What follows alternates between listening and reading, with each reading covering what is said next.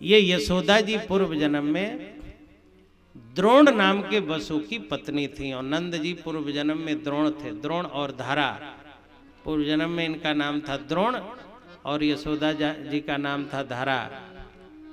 गुरु जी ने पूछा क्या करना चाहते हो, तो कहा दीक्षा दे दीजिए और भगवान कैसे प्रसन्न होते हैं ये बता दीजिए। गुरु जी ने कहा कि वेद में जो लिखा है उन नियमों का जो पालन करता है भगवान उनके ऊपर प्रसन्न हो जाते हैं। सोई सेवक प्रियतम मम सोई, मम अनुशासन माने जोई। भगवान कहते हैं मेरे अनुशासन का जो पालन करता है वही मेरा प्रिय है। भगवान के अनुशासन को वेद कहते हैं। उसी भगवान के अनुशासन वेद के द्वारा, कर्मकांड के द्वारा पूजा होती है। शादी ब्याह तिलक जनेऊ सारे शुभ कर्म भगवान के अनुशासन मंत्र के द्वारा होते हैं।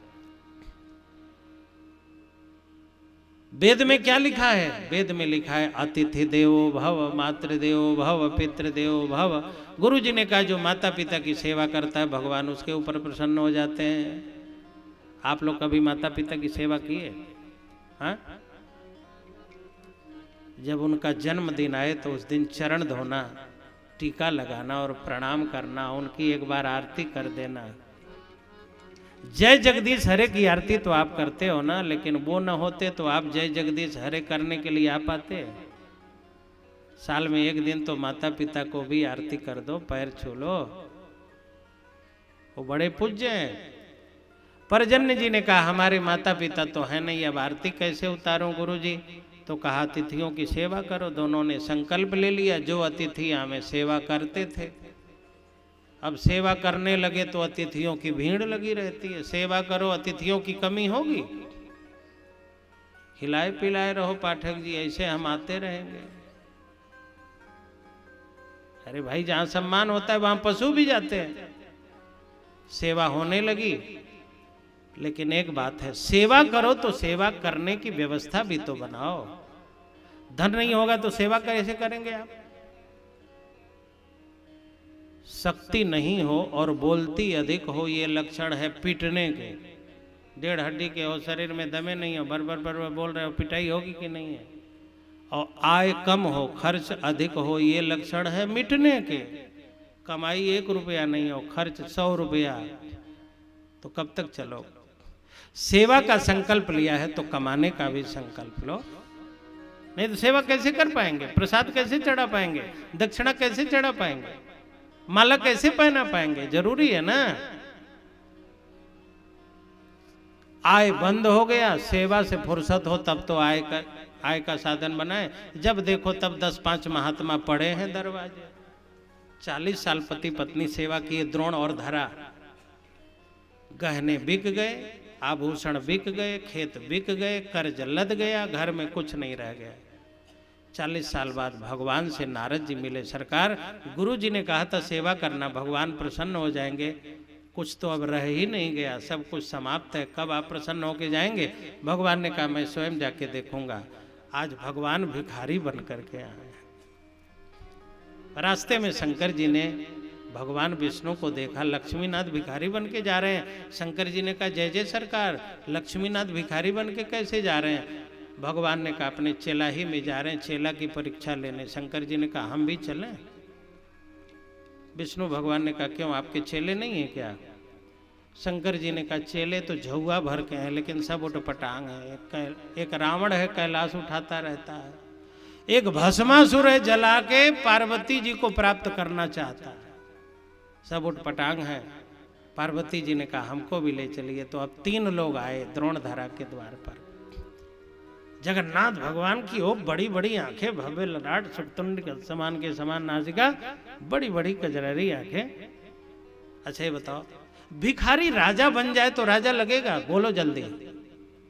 और राजा भिखारी बन जाए तो भिखारी लगेगा? भगवान भिक्षुक बन गए लेकिन लग नहीं रहे हैं। और शंकर जी ओ गौर वदन कर्पूर गौरम करुणावतारम। द्रोण जी ने अपनी पत्नी धरा देवी से कहा देवी भिखारी तो अपने दरवाजे पर बहुत आए, लेकिन आज जिस तरह के भिखारी आए ऐसे भिखारियों को तो हमने देखा नहीं।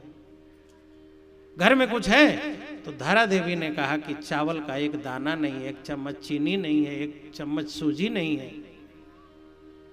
लेकिन पतिदेव आप चिंता न करें, इनसे थोड़ी वार्ता करिए, मैं मकान के पिछले रास्ते मार्केट में जाती हूँ, ले जाती हूँ। और धारा देवी आज बाजार में गई हैं, पूरे बाजार में घूमी है, किसी ने आज दिया ही नहीं कुछ, सबने भगा दिया, हटो हटो। 10-10 साल का कर्ज ले ले करके तुम लोगों ने सेवा की, आज तक पैसा नहीं मिला। एक दुकानदार ने कहा हद है यार, हम लोगों के यहाँ घी सड़ रहा है, किसी को एक चम्मच नहीं देते और ये लोग कर्ज ले ले करके खिला रहे हैं। इनकी बुद्धि हमारी बुद्धि में कितना अंतर है। हमें देने का मन नहीं होता और ये दे के खुश होते हैं, धन्य है ये। पूरे बाजार में माता जी घूमी, किसी ने कुछ नहीं दिया, तो चौक पे बैठ के रो रही थी, हे भगवान आज मेरे धर्म का निर्वाह कैसे होगा। गुरु जी ने कहा था सेवा करना, 3 अतिथि आए सेवा के लिए तो साधन ही नहीं है। एक दुकानदार ने माता जी को देखा और बुलाया और कहा जो तुम कहो हम कर देंगे, घी दे देंगे, चीनी दे देंगे, सूजी दे देंगे, चावल दाल आटा सब दे देंगे, लेकिन देवी हम जो चाहेंगे वो तुम्हें करना पड़ेगा। माता जी भोली थी, उनके मन में कलविश नहीं था, कलुष नहीं था। माता जी बोली हाँ हाँ जो तुम कहोगे मैं कर दूंगी। तो उस दुकानदार ने कपड़ा में थैले में सूजी और सारा सामान, आलू चावल दाल घी तेल मिर्च सब दिया और जब माता जी को दे दिया तो माता जी ने पूछा क्या कर दूं, तुम्हारे जूठे बर्तन धो दूं, तुम्हारे घर में पोछा लगा दूं। तब उस दुकानदार ने गलत भावना से माता जी के वक्षस्थल के तरफ संकेत किया। माता जी को लगा यदि इसने गंदी भावना से मेरे शरीर को स्पर्श कर लिया तो मेरा धर्म नष्ट हो जाएगा, और यदि मैंने इसकी इच्छा पूर्ति नहीं की तो ये सामान नहीं देगा। माता जी के वक्षस्थल के तरफ संकेत किया था, वहीं चक्कू रखा था। माता जी गई, चक्कू लेकर के आई और अपने वक्षस्थल को काटा और मांस का लोथड़ा दुकानदार के हाथ पे दे दिया। लो तुम्हें मांस चाहिए ना। अब दुकानदार घबराया, काट के नहीं मांगा था उसने। माता जी लाई हैं घर में सामान, हलवा बनाई, पूड़ी बनाई, सब्जी बनाई। आप लोग बताओ भाइयों, आपके घर में बहू को फोड़ा हो गया हो, खाना बनाएगी? बोलो ना। लेकिन जिसकी छाती कटी हो, खून बह रहा हो, उस माता जी ने भोजन बनाया। पतिदेव से कहा जाइए अतिथियों को भोजन कराइए। द्रोण जी तीनों देवताओं को भोजन परोस रहा है। भगवान तो सब समझते हैं ना। भगवान जी ने कहा द्रोण जी जिसने भोजन बनाया है उस देवी को जरा बुलाओ, उसको भी तो देखें बनाने वाली कैसी हैं। अब माता जी की तो छाती में खून बह रहा था, पट्टी उट्टी बांध के किसी तरह बची थी घर में।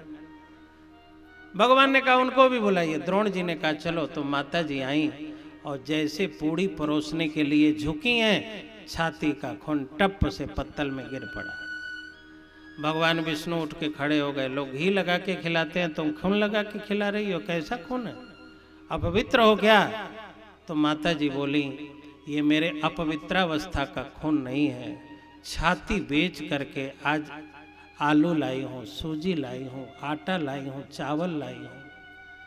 शरीर तो नश्वर है, मरना ही है, एक दिन मरना है, मिटना है, जाना है, कोई बात नहीं। आज सौभाग्यशाली हूँ कि मेरे गुरु का वचन मेरे द्वार पर सत्य हो रहा है और शरीर किसी के काम आ गया। खून बह रहा है तो बहने दीजिए, आप चिंता न करिए, आप भोजन करिए।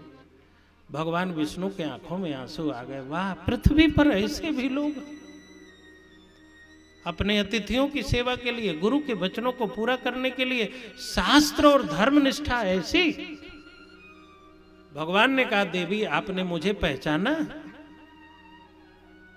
माता जी बोली मैं तो आपको नहीं जानती हूँ, बस गुरु जी ने कहा था सेवा करना, भगवान एक दिन जरूर आएंगे, उन्हीं की प्रतीक्षा कर रही हूँ।